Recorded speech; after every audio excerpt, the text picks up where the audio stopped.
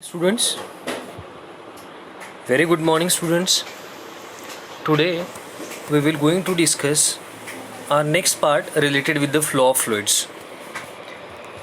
Basically we have done till here the basic of Reynolds numbers as well as Bernoulli's theorem, but here in these presentations we will roll down some basic part related with the measurement of rate of flow of fluids.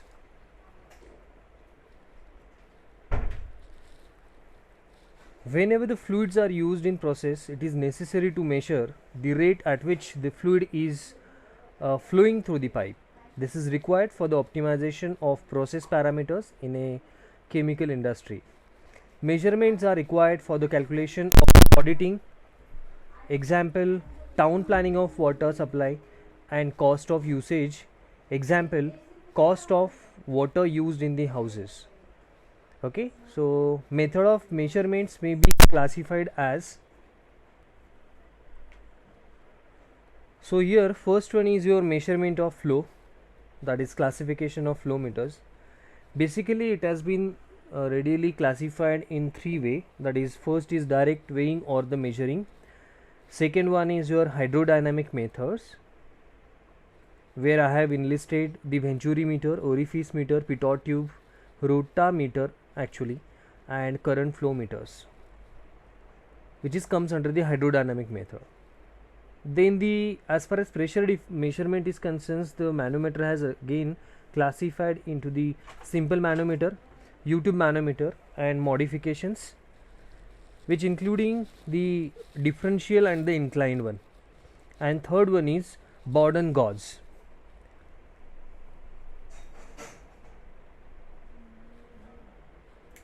These are the types of manometers, which is simply divided into the two parts, that is simple manometer and differential manometer. Simple manometer once again divided into the piezometer, U-tube manometer and single column manometer, whereas in case of differential manometer it is bifurcated, or it's having the two types once again, that is U-tube differential manometer and inverted U-tube differential manometer, where in case of single column manometer it is again divided into the two part. First is vertical single column manometer and second is the inclined single column manometer. In exams you will going to ask the questions related with the manometers, define manometers, its types of manometers, and explain in detail about the different types of the manometers so far. So we'll discuss one by one. The manometers. Manometers are the device or devices used for the measuring the pressure differences. We have already been covered this part, but it was a theoretical or the mechanism we had seen only. But here we're going to touch upon the different types of the manometers, which will really useful for the measuring the pressure difference. So these are the simple manometers, differential manometers and inclined manometers. So we're going to focus one by one.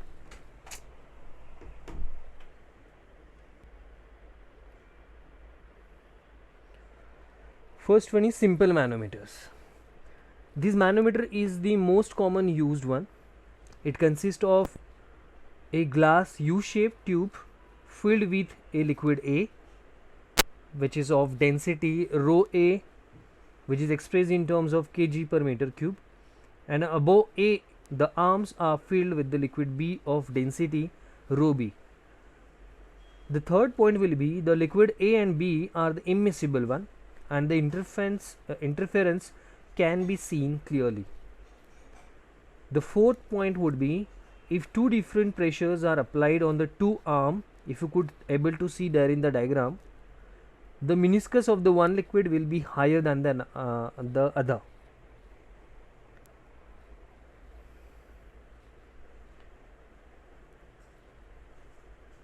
Here we're going to define this term with the help of some equations. Let pressure at point 1 will be P1, obviously it is in Pascal, and 0.5 will be of your P2, that is in also Pascal.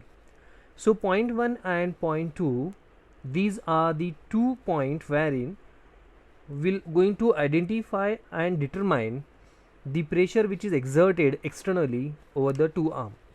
The pressure at point 2 can be written as P1 plus inside the bracket small m plus capital R bracket complete into rho B into G.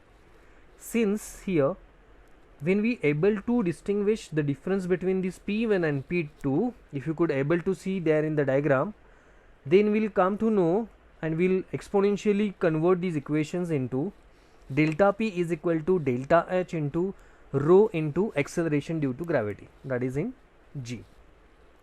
Whereas this m plus R is the distance which is travelled from point 3 to point 5.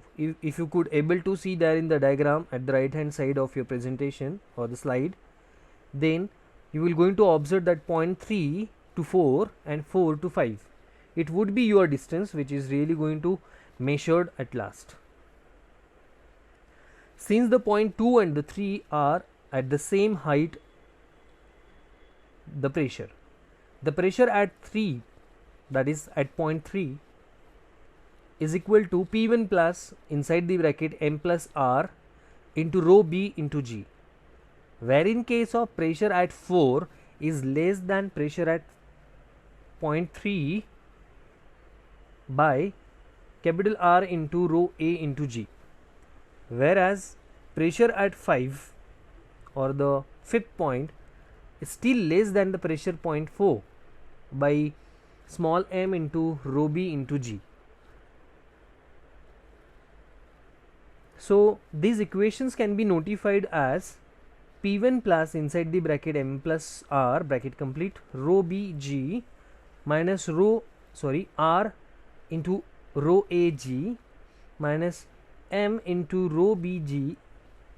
Okay, so it will be your distinguished equation at last when the pressure is gonna measured at different point area there in the there on the YouTube. So it is for P2, but total P, that is total pressure which is exerted, it is eventually calculated by means of different types of equations we have discussed right now. That is total pressure is equal to the pressure which is exerted at point 1 and the pressure which is exerted at point 2. So we'll have to make this value minus the lower value minus from the higher one. So that is your P1 minus P2. Yeah, obviously it would be different, that is R into inside the bracket rho A minus rho B bracket complete into the acceleration due to gravity. Here the density of these two liquids is gonna different, so that's why we are gonna suppose to lay down into the final conclusion that total P is equal to R into inside the bracket rho A minus rho B bracket complete into G. So these are the few applications of these YouTube, that pressure difference can be determined by measuring R, what exactly we have done. Then manometers are used measuring the flow of fluids. Here we also give the statement related with this final equation, that is the difference in the level of liquid A in the two limbs can be measured easily, and second point would be the value of m and also dimensions of the YouTube do not affect the value of total P, that is in Pascal.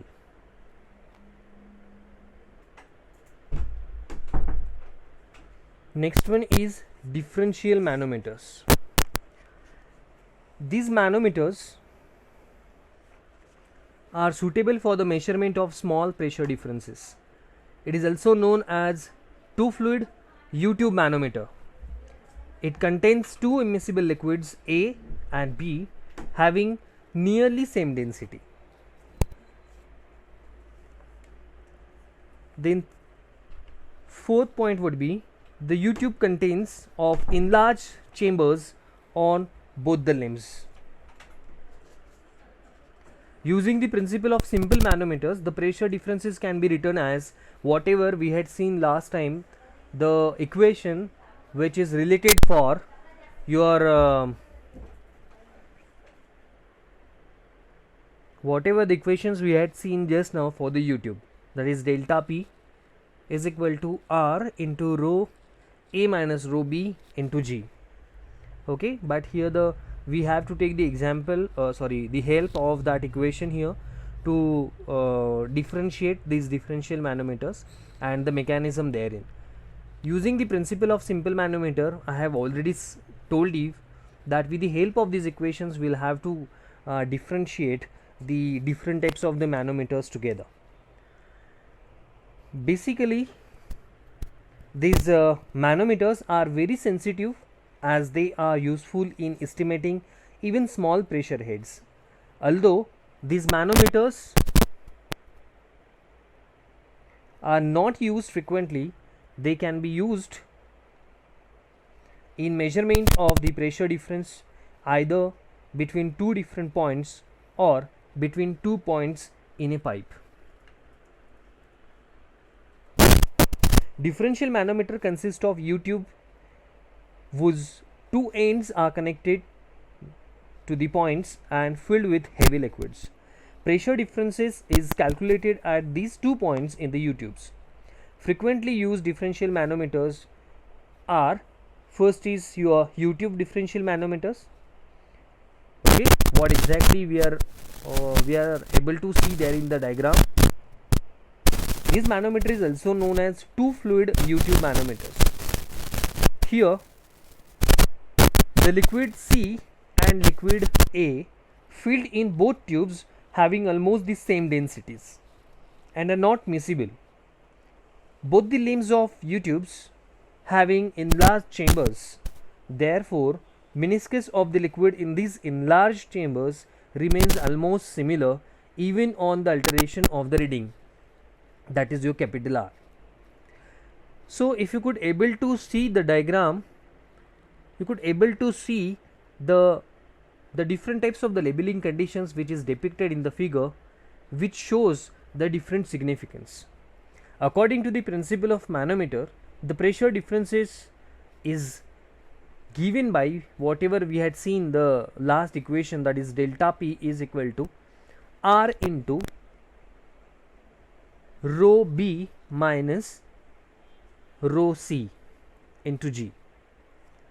So according to this equation, the greater the difference, smaller will be the value of delta P on the manometer.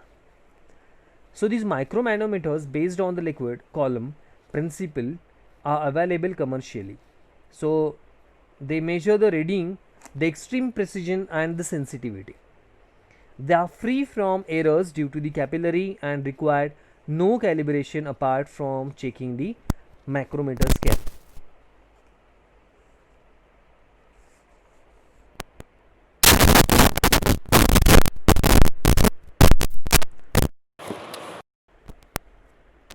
These equations which shows its influence at different points. So if you could able to see there in the diagram, there are the 7 points which having the different types of the equations, and that is nothing but your time points, different points for the measurement of pressure.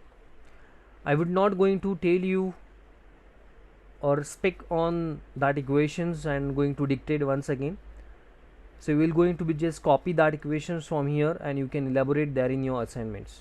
The last equations may be simplified to, that is P1 minus P2 is equal to, inside the bracket, D minus B bracket complete rho A into G upon GC plus R into rho C into G upon GC. But since B minus D is equal to R, or you can further say that D minus B is equal to minus R, then the equations would be converted as delta P, that is total pressure, P1 minus P2 is equal to R into rho C minus rho A bracket complete into G upon GC, and that would be your equations related with your different points. So differential manometers, you will get the equations as like your U-tube is your total difference therein the pressure is expressed in terms of delta P, that is your P1 minus P2 is equal to R into inside the bracket rho C minus rho A bracket complete into G. Hence, smaller the differences between these rho C and rho A, larger will be the R. So it is very clear here what actually and how you will get the R from rho C and so the difference we once again will roll down the last application of the differential manometer. It would be they measure the air flow pressure. It would be the first significance of this differential manometer. Second application on the basis of this differential manometer would be they could able to determine the conditions of filters and efficiency of airflow in laboratories, computer rooms and other clean rooms. So this is all about the differential manometer. Then inclined tube manometers. Many applications which basically required the accurate measurement of the low pressure such as drafts and very low differentials primarily in air and the gas installation. Less activity of U-tube manometers. Measurement of the small pressure differences is quite difficult. So, inclined manometers is used. Principle of these inclined manometers and normal U-tube manometer are the same. In inclined manometers, the open end of the leg opens to the atmosphere at an angle to obtain the desired sensitivity. The open end of the manometer is inclined at a ratio of 10:1. If you could able to see the diagram on the slide, then you will going to understand it very easily. But these inclinations may be up to the ratio of 20:1 as per the sensitivity of the procedures required. The impact tube attached to the manometer is used to measure the total pressure in a ventilation system. Generally, the impact tube is a L-shaped tube which is made up of the material stiff enough to eliminate vibrations of the tube when placed within the ventilation system. The impact tube is placed in such a manner that the opening point is upstream in the air current. The resulting positive or the negative pressure is indicated on the manometer. So the use of this manometer and an impact tube to measure the static pressure and the total pressure will also result indirectly in the measurement of velocity, pressure of the system. If you could able to see there in the diagram that at one point, you can say at your left hand side of this slide, there is a pressure, the P0, that is your first pressure, and exactly when we supposed modify this tube with the inclination of the point at center, that is Rm. So on another hand, that is your right hand side of your slide would be represented as your PB, that is your second arm, which is represented as PB because the pressure at second term it will be exerted on the second side of this tube. So this equation you will get here, that is PA minus PB is equal to G into capital R1 inside the bracket rho A minus rho B bracket complete into sin alpha, where if you could able to see to calculate the R1, then you will have to modify some terminology there in the LHS and the RHS of this equation, that is sin alpha is equal to R upon R1 Ri, sorry. So when we distinguish, if you could turn out these R and keep it around at left hand side of your equation, then that equations would be become R, capital R is equal to capital Ri into sin alpha. So the difference between the impact tube measurement, the impact tube can be connected to an inclined manometer with the resulting sensitivity of the inclined manometer being obtained. So the application here, it is quite different one. In case of your inclined manometer, they measure the consumption of gases in chemical reactions. They are attached to a flow meter and used to measure the flow of fluids. We're going to take this here the example that manometer is used with the orifice and venturi meter to measure the pressure head, and for the measurement of the velocity head it is used with the pitot tube. So obviously inclined manometer, the very first of this manometer is to measure the small pressure difference, need to magnify the R. So the measurement of the rate of the flow of fluids, it's having, I have told you regarding this. So direct weighing or measuring. Second would be your hydrodynamic methods, which consist of orifice meter, venturi meter, pitot meter, then rotameter. Then third would be your direct displacement meter, which consists of current meter and disc meter. So we'll going to discuss one by one. So we'll first see the direct weighing or measuring. The liquid flowing through a pipe is collected for a specific period at any point and weight or measured, and the rate of flow can be determined. But the limitation here with this direct weighing or the measuring method is gases cannot be determined by this method.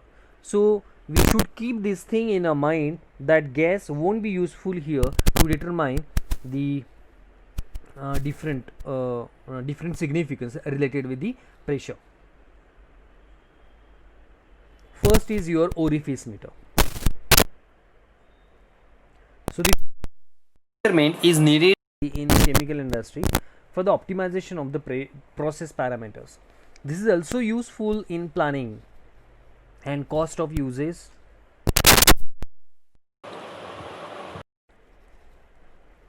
like cost of water too, and used in the industries and the houses. So the selection of the particular flow measuring equipment depends on primarily the nature of the metered fluid and the demands of the associated plane. For example, an aircraft fuel meter requires to be compact and must not be affected by the changes in the orientation, but it has to handle only a clean and non-corrosive fluid. On the other hand, many industrial flow meters have to work with the fluids which may be corrosive in nature or may contain the foreign matters, but the equipment may be relatively large and of fixed type. Okay, so we'll see one by one. Here is the first example, variable head meter, that is your orifice meter. In case of this orifice meter, the mass or the volume flow rate of the fluids can be measured by devices in a closed pipe or conduit. So orifice meter is one such a device. As far as the principle is concerned, a thin plate with a narrow and sharp aperture is called orifice meter. I repeat, a thin plate with a narrow and sharp aperture is called as orifice meter. The fluid velocity at the orifice meter rises in contrast to the upstream fluid velocity when suddenly a fluid stream is passed through the narrow constrictions, thus leading to the consistent fall in pressure head. By using the manometer, the pressure differences, that is delta H, can be read. At the point before entering the orifice, the velocity of the fluid might be considered insignificant if the orifice diameter is smaller than the pipe diameter. So as a result, velocity of the fluid is directly obtained from the manometer. So this is exactly the picture of your orifice meter, where in the diagram, if you could able to see the area where you are able to see the A and B, that area which is your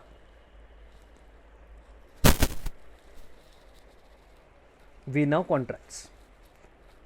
The upward vertical slanted line which is there, that point is your orifice plate, and when the arrow which is enter from left hand side and come out from the right hand side, that arrow would be your downstream. And this U-tube at the down side of your slide, there is a manometer, and if you could able to see this U-tube, the higher line of your slanted area, the slanted line there in the area which is your R. So that is your component of your orifice meter. So at point A and B, the flow rate can be determined. It is considered to be a thin plate containing a sharp aperture through which the fluid flows. Normally, it is placed between the long straight pipes. For present discussion, plate is introduced into the pipe and manometer is connected at points A and B. Where in case of working, when we are supposed to roll down, when the fluid is allowed to pass through the orifice, the velocity of the fluid at point B increases. As a result, at point A, pressure will be increased. So difference in the pressure is measured by manometer. So Bernoulli's equations is applied to point A and point B for the experimental conditions. So this is all about the constructions and working what we had discussed right now. When we convert the proximity of these equations toward the diagram, so at the expenditure of the pressure head at point B, the fluid velocity rises when the fluid stream is passed over the cross section of the orifice. This increases the pressure at point A than that point B. Fall in pressure head and rise in the velocity head is correlated on the basis of Bernoulli's equation I have already told you. So by using the manometer associated to the point A and B, the pressure differences can be recorded. So Bernoulli's equations can be applied for the point A and B under the given experimental conditions, that is square root of your u0 square minus ua square is equal to c0 inside the bracket the square root of 2g into delta h. U is your velocity at point to the orifice meter, which is measured in terms of meter per second. Then UA, fluid velocity at the point A, that is before orifice meter, meter per second. Then C0 is your constant and delta H is your differences in the head. So the total energy at point A would be, you can claim that PE is equal to PE plus KE, that is potential energy plus potential energy and your kinetic energy. At point A would be PAV into XA plus UA2 divided by 2G. So that same thing which can be happen, the total, when you can measure the total energy at point B, so the equations would become PBV plus XB plus UB2 divided by 2G. When we talk regarding the frictional losses and the mass, then that time the final equations whatever we had seen in our last presentation as far as the Bernoulli's theorem is concerned, so then that time these two parameters one has to consider while elaborating the Bernoulli's equation. So when we reprint these equations, then we don't have to forget to input the value of your frictional losses and some sort of the masses here.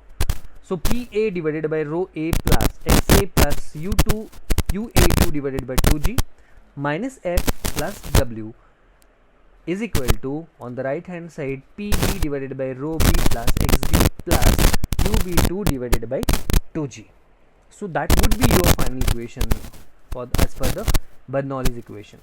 So assumptions here for this presentation would be, your pipeline is horizontal, A and B are at same position, therefore XA is equal to XB. Second assumptions would be, suppose friction losses are negligible then we'll have to consider that F is equal to 0. Third assumptions would be, as liquid is incompressible, so density remains same for two liquids. So therefore rho A is equal to rho B. So we're going to sum up into the rho only. And fourth and last assumptions related with this meter is your no work is done on the liquid, therefore W is also gonna 0. So when we're going to put up this value into the final equation, then equations would become like this. So I would not going to take you much more time by reading these equations directly as far as my presentation is concerned. So you're quite able to pick up this kind of equations as your own, but not to forget the principle related with this orifice meter. Okay.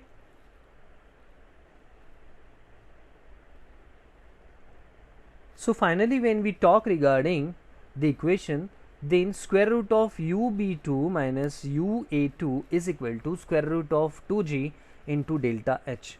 So diameter of vena contracta is not only known practically.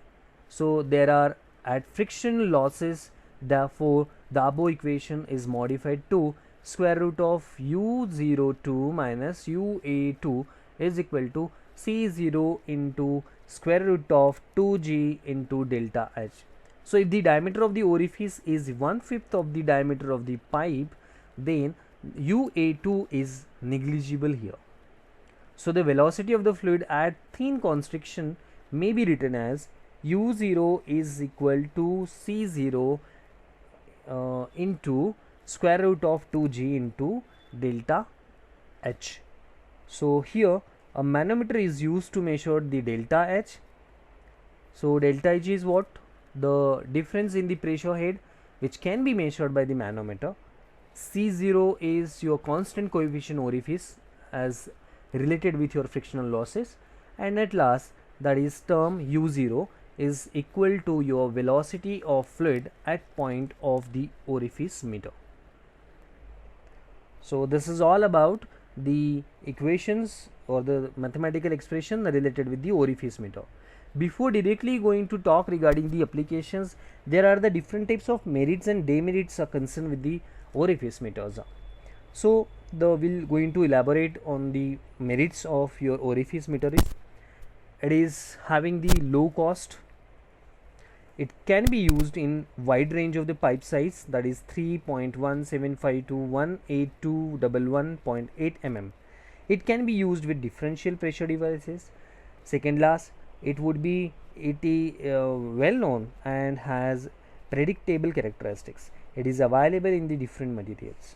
As far as the limitations or the demerits, you can say that related with the orifice meter is, first would be it causes the relatively high permanent pressure loss. Second would be it tends to clog, thus limiting its use in the slurry services.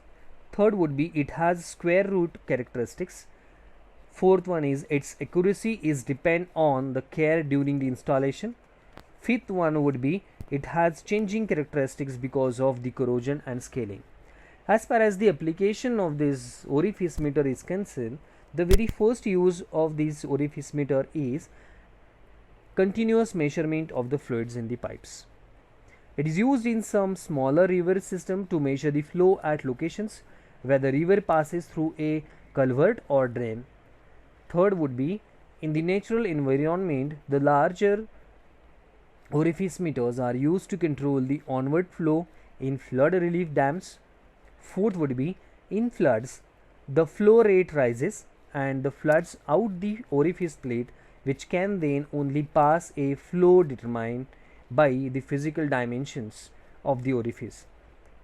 Then flow is then held back behind low dam in a temporary reservoir, which is slowly discharged to the orifice when the flood is subsides. So this is a very good application of this orifice meter. Second, we are going to elaborate on the Venturi meter. Venturi meter measures the flow rate of the fluid by generating a pressure difference as a result of the reduction in the cross-sectional flow area in the flow path. The principle: in the pipeline of the Venturi meter, two tapered segments along with a constriction at the center is present. In comparison to the upstream velocity, the fluid velocity as the Venturi rises when the fluid stream is passed through the narrow constriction. As a result, the pressure head reduces consistently.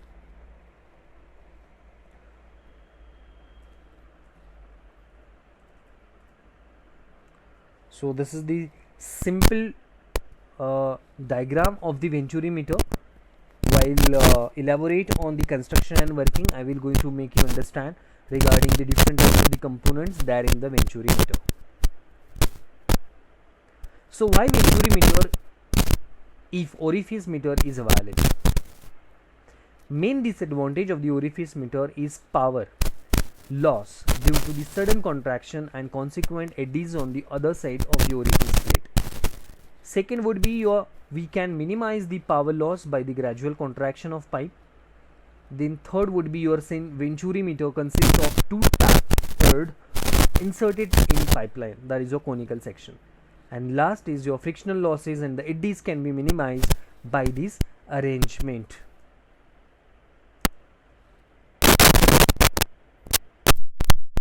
This is exact depiction of the Venturi meter. If you could able to see there in the diagram, then you will going to see the different types of the leveling conditions there. On left hand side you will able to see the point A and point B. At downward side the manometer is gonna filled that is in U shaped. Then the long tapered section, then downstream, then outlet section, throat of Venturi, then short tapered section, then inlet section. So velocity head increased, pressure head is also gonna increased.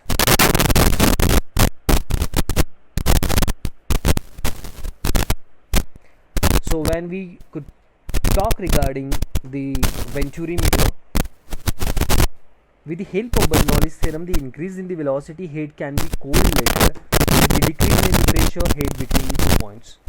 So a manometer can be used for determining the value of pressure difference, that is delta H. So at point before entering the Venturi, the fluid velocity may be considered insignificant if the Venturi meter is smaller than the pipe diameter. As a result, fluid velocity is directly obtained by the manometer reading. So the fluid velocity of the narrow constrictions may be written as small uv is equal to capital C into V multiplied by square root of 2g into delta H. So a manometer is used to measure the delta H, which is then substituted in this equation to obtain the fluid velocity. The amount of liquid flowing in an hour can be determined directly if the cross section of the pipe is shown. So due to the constriction in the fluid velocity in a Venturi meter increases at the constriction, resulting in a fall in the pressure of the upstream cone. This process drops is utilized by the manometer to measure the flow rate. Theoretical equations produced by orifice meter are confirmed by the Venturi meter and can square root u square v minus u square a is equal to capital C V multiplied by square root of 2g into delta H, whereas small uv is your velocity at the constriction, ua would be your velocity at point A, Cv would be your coefficient, that is you have to consider 0.98, and delta H would be your difference in the pressure head. So the value of u square A might be ignored if it is small in comparison to u square V. When smaller portion diameter is 1/5 of the diameter of the pipe or less, in such a case the equations would become small uv is equal to capital CV multiplied by square root of 2g into delta H. By using this manometer, the pressure difference, that is delta H, can be directly measured in meters.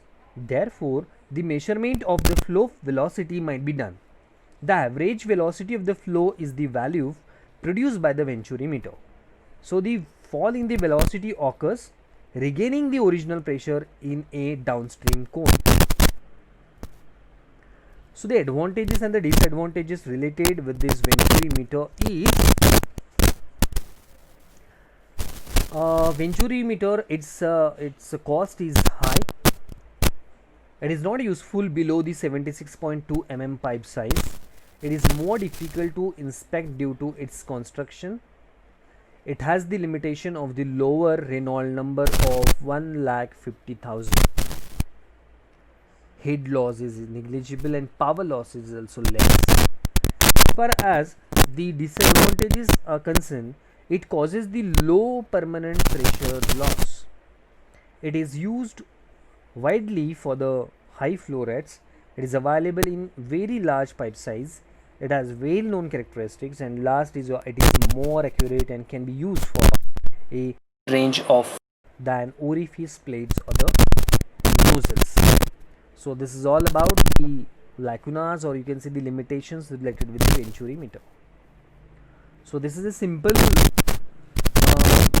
can see the difference of the orifice and Venturi meter is, as far as your orifice meter is concerned, the first difference would be it is cheap, where in case of Venturi meter is expensive. Orifice meter is easy to install, where in case of Venturi meter fabrication is highly technical. Third point would be in case of orifice is can be made. In case of Venturi meter, it should be purchased from the at home and instrument dealer. Next one, the head losses are more in case of orifice meter, where head losses are insignificant. In orifice meter, the power losses are more, particularly where in case of yes, hence on fluid that is carried for the long period of time. So particularly coefficient of the discharge is high of orifice meter. So normally used for the testing purposes, for example streamline, where in case of Venturi meter it is used in online installation. Orifice meter, the greater flexibility it shows. In case of Venturi, it shows no flexibility. It would be the very last difference is in case of orifice meter is reading of the orifice meter is larger under the identical condition, where in case of Venturi meter the reading of the Venturi meter is comparatively smaller under the identical conditions. So this is all about your Venturi meter. Next we will going to focus on the pitot tube, that is your insertion meter. The most common and economical way to measure the flow rate of the liquid is with the pitot tube. It is mainly used in air ventilation and HVAC system. It is also used in the measurement of the speed in the airplanes. Fluid flow velocity is measured through conversion of the kinetic energy of the flow into the potential energy using the pitot tube. As per the principle of the pitot is concerned, it is canal size. The pitot tube consists of a small constriction along with the sensing element. The flow velocity increases when this sensing element is introduced at the center of the stream. This results in a fall of pressure head. Only pressure heads can be measured if the tube is situated at right angle. So the pressure and the velocity heads can be measured by the tube that pointed upstream. Velocity head is designated by the variations in the above readings.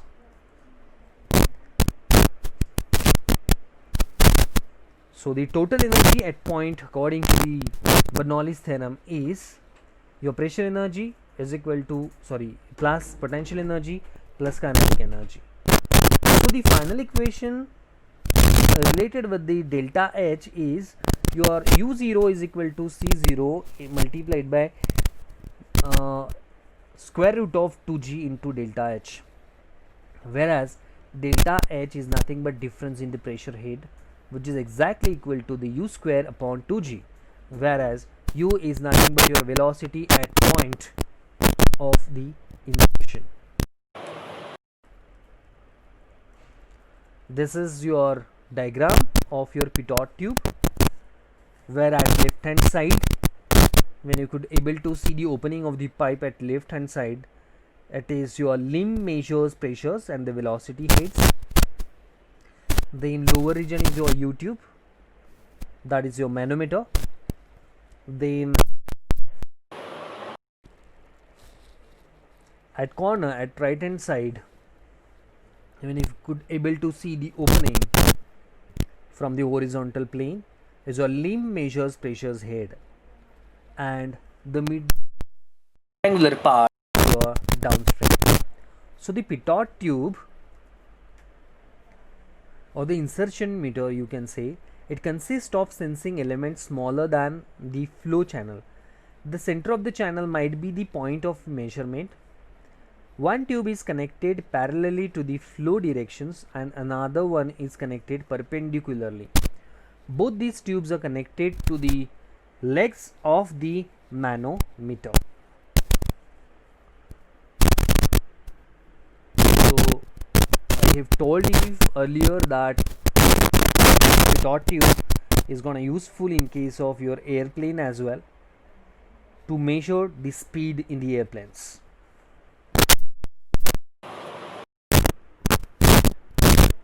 The constructions we had seen just now. The next would be your working. So two tubes are introduced into the pipe. Velocity head of the flow is measured by the pitot tube, where at the narrow constriction fluid velocity rises and it leads to the reduced pressure. Only pressure heads can be measured if the tube is situated at the right angle. So the pressure and the velocity heads can be measured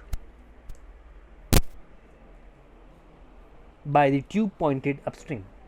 So velocity head is designated by the variations in the different readings. So the velocity head of the fluid, that is your delta hp, is obtained as u square is equal to 2g into delta hp. So theoretical velocity would become, with respect to the actual velocity, is u square is equal to cv into square root of 2g into delta hp. So usually the point of the insertion is the single specific point which is used by the pitot tube to measure the velocity across the cross section of the pipe. So the average velocity can be measured by the different types of the way. So the first way is to obtain the maximum velocity, the pitot tube might be introduced at the center portion of the pipe.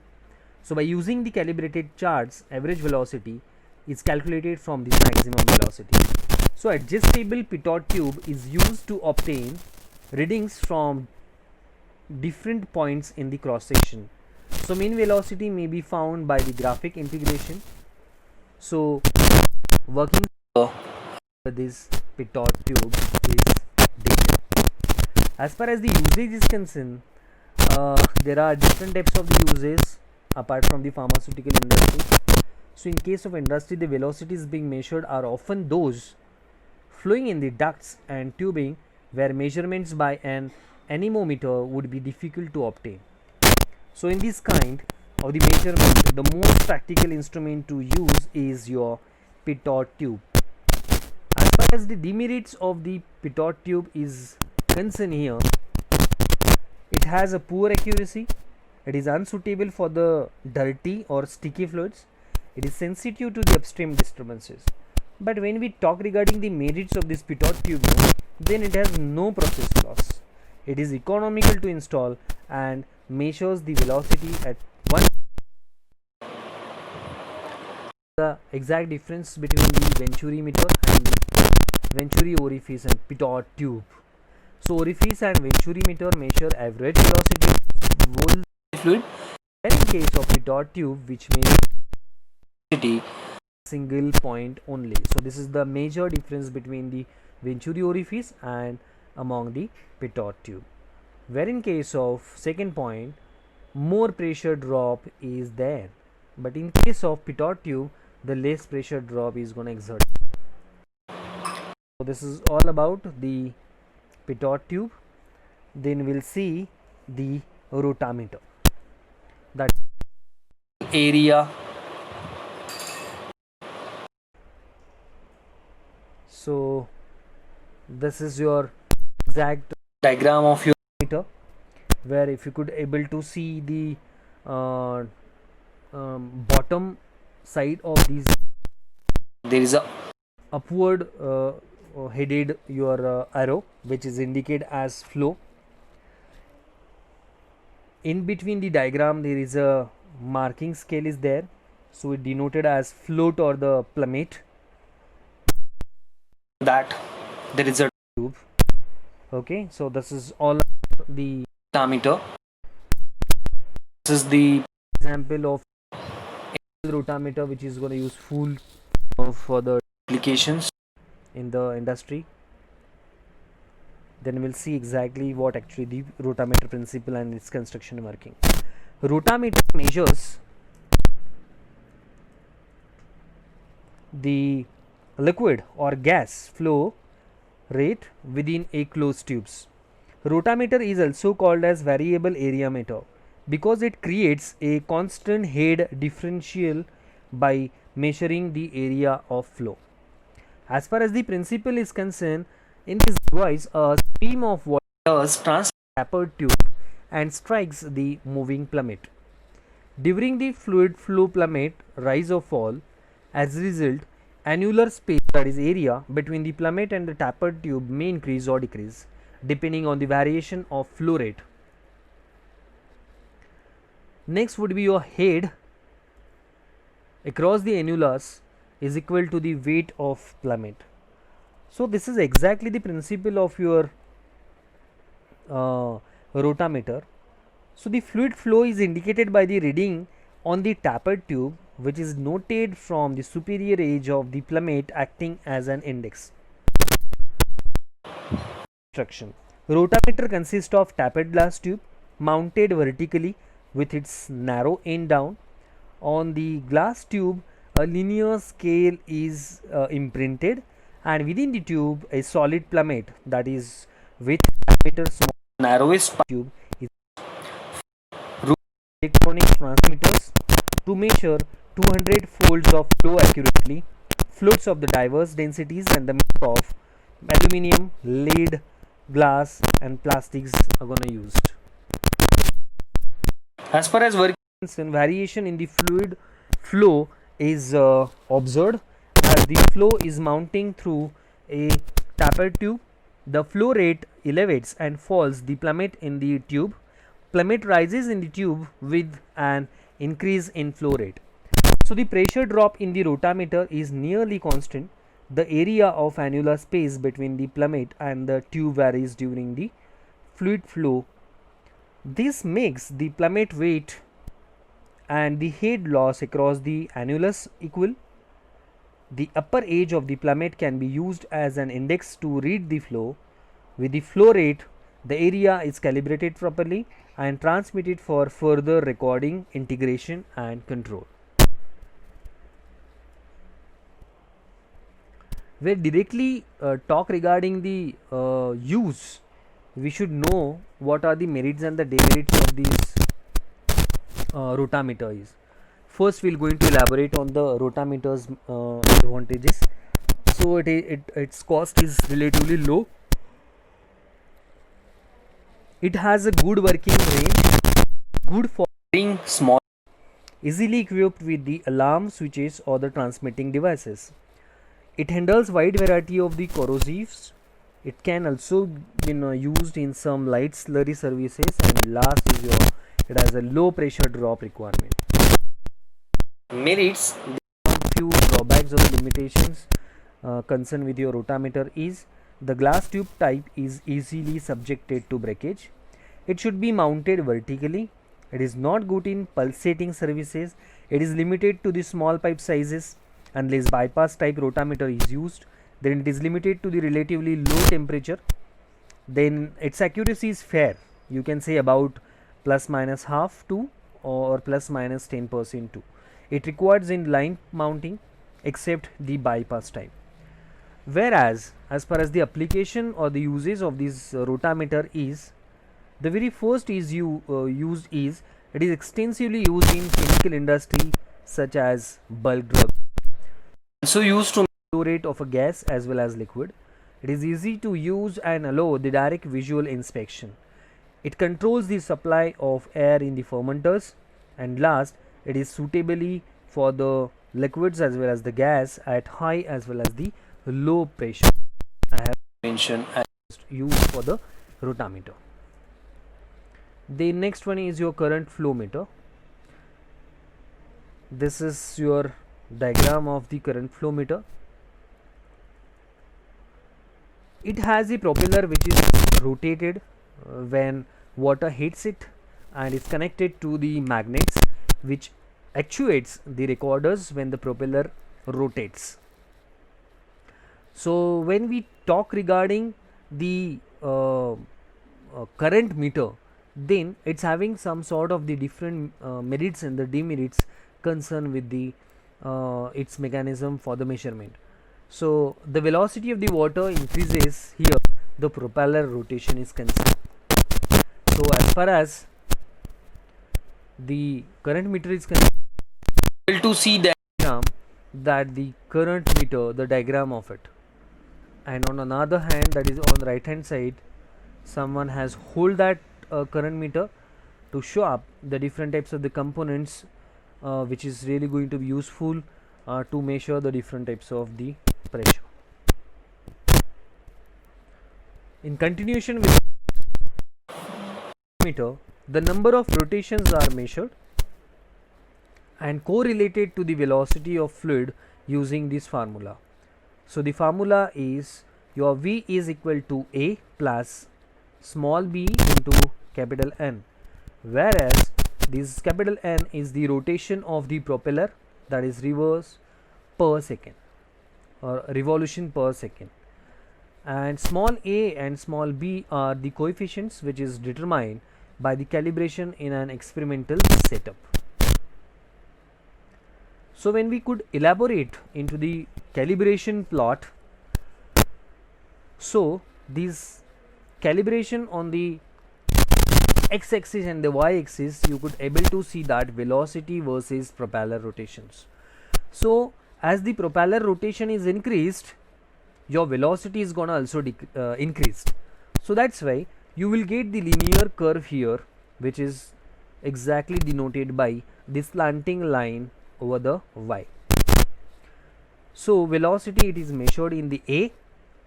So the propeller rotations would be depend upon the different types of the pressure which is exerted over the tubes, the different tubes of the your meter, that is your Schaefer meter. Then this discharge measurement would be last point for the measurement of the discharge through the pipeline. You will get the final equation here, total discharge, which is presented as your capital Q, exactly equal to the average velocity into the area of cross section. So this is all about the discharge measurement of the so when we talk regarding the summary of this presentation, your flow is concerns with the study of flow of liquids and the gases, that is incompressible. The behavior of the fluids influence the heat transfer, the size of equipment needed for the handling in the manufacturing, and the type of pipes required for the transportation.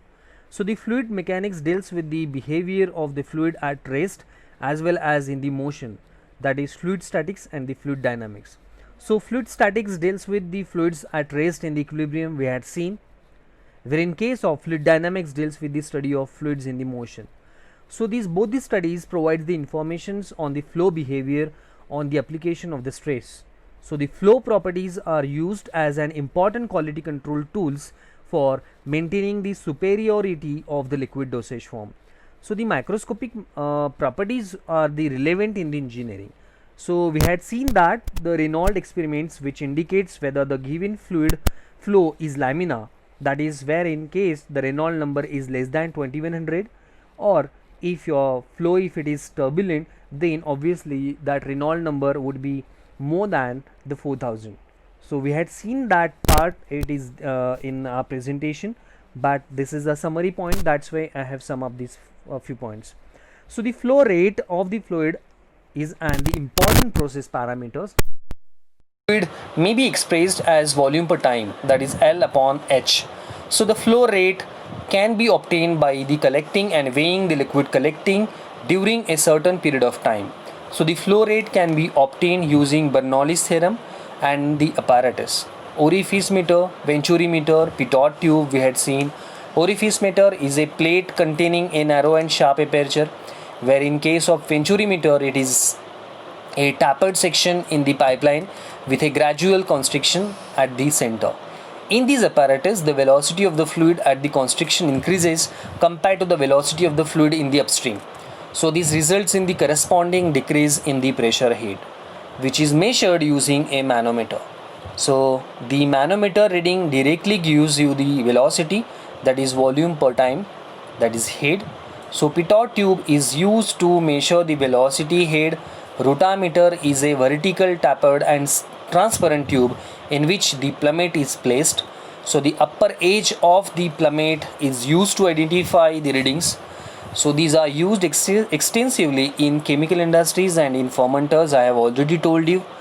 As far as displacement meter are also used for the measurement of the rate of flow in the domestic water supplies, particularly in small pipelines. Flow is identified from the counting dial as volume. So the volume divided by the time gives the flow rate.